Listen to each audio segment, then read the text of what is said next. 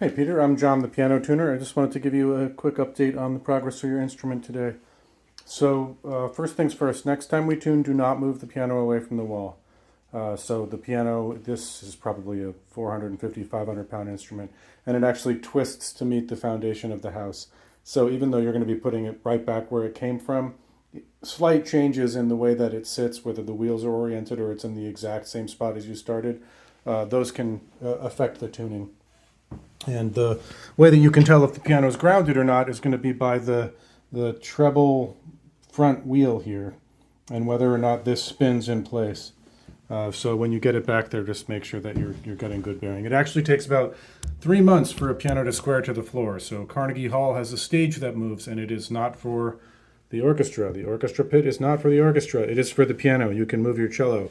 But that piano is, a 9-foot Steinway holding 20 tons of pressure, so you move the room underneath the instrument instead of moving the instrument. So some other observations about your piano today. Obviously, it was pretty far flat. And when a piano is that far flat, I got to talk with my hands. Give me a second. When a piano is that far flat, the crown of the soundboard is sitting in exaggerated posture. So the soundboard of every piano is a crown. On a grand, it's like an arched ceiling. On an upright, it's like a belly pushing out. It's designed to be at a very specific curvature so that it rings like a speaker. Wood rings better under tension than it does when it's slack.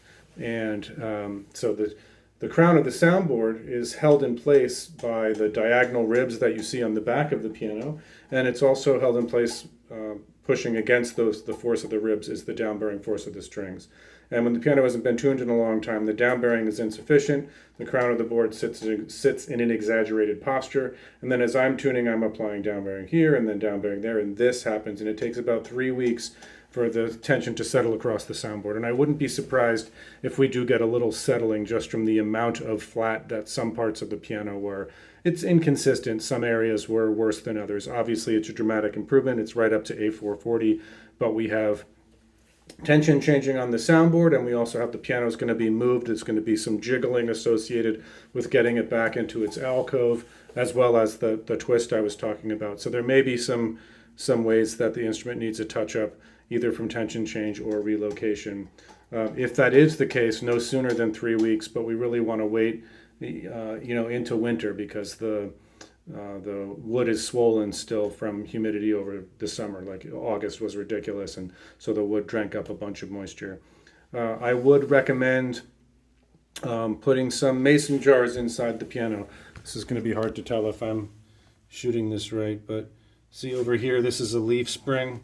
There's 2 of them, one on the treble side, and one on the bass side. And what we do is we push up on these leaf springs. The front door, which is the piece of wood in front of your knees, should come right out here. Come on, sweetie. There we go. Give me a second here. Let's rearrange stuff. So you can put, the old wives' trick for keeping moisture in the piano is to put mason jars down here on all that real estate that's flat. Not around the pedals, but down there. And the front door, basically yours is a tongue and groove, and you're just going to have to keep those jars filled. Maybe every 10 days you're going to have to refill those. And that's when the heat is on in earnest. The weather has changed quite a bit in the last decade. We used to have snow on the ground pretty consistently by this time of year. We're going to have 50s in this week, so it's probably not the most aggressive until January or February when we get those Arctic spells. But certainly if the heat is on, it's a good idea to have those mason jars inside the piano. Let's see. So the piano also has early let-off. The touch response mechanism of the piano is essentially a miniature catapult. You are shooting the hammer at the string and catching and reloading it. You have to be out of the way or the string has no room to ring. But that being said, arguably the most important dynamic on a piano is how close to the wire are you when you shoot the catapult or let off. And so on the technician side, for the tuner, I want to be able to knock it into tune so that 100 soft strikes doesn't destabilize the wire. On the musician's side, the soft response or just the dynamic between soft and loud is probably more important than the maximum volume that I need to knock it into tune. So we can see the early let off happening by pushing down these keys in slow motion. So again, sorry, it's kind of hard to see what I'm shooting at unless I stop and make the video different. So I'm just going to show you a couple of these. You can see how far away, can you see how far away from the wire that hammer is when it stops moving forward? And that means that I can't settle the wire as well as I'd like, and that the piano has kind of more of a medium dynamic than we might want. And it's elective to make this change. We could probably improve the let off on your piano for like $150. The area where it shows most is really up in the high end, where we're just not getting a lot of volume out of those hammers. Changing the let off, there's a logical order of operations to do that in, because if I change the let off right now after tuning the piano, we're going to lose some of the tuning because I wasn't able to knock it into tune as well as I'd like. And the physics of that, again, sorry, I can't really see if the camera's pointed in the right spot. When I move a tuning pin, the first piece of the wire to move is between the tuning pin and this pressure plate. And just like on a guitar where you turn the tuning peg and the piece of wire between the peg and the nut moves first, and then you might have to stretch the wire a little in order to get everything onto the speaking length.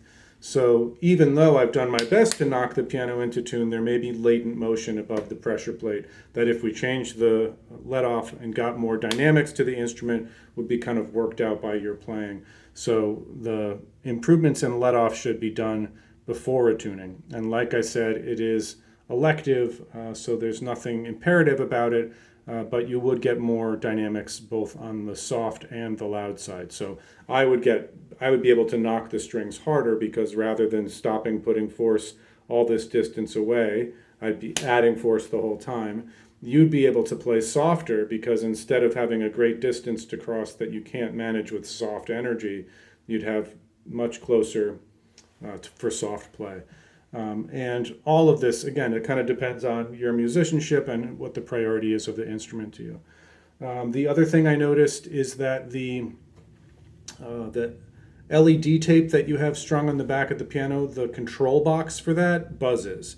So you may need to back that with like a cutout piece of felt, or maybe even like electrical wire, just something to mute that, because it's buzzing pretty prominently. I'm going to put your piano back together, and I'll be able to send you this video once I get back to Wi-Fi. Thank you.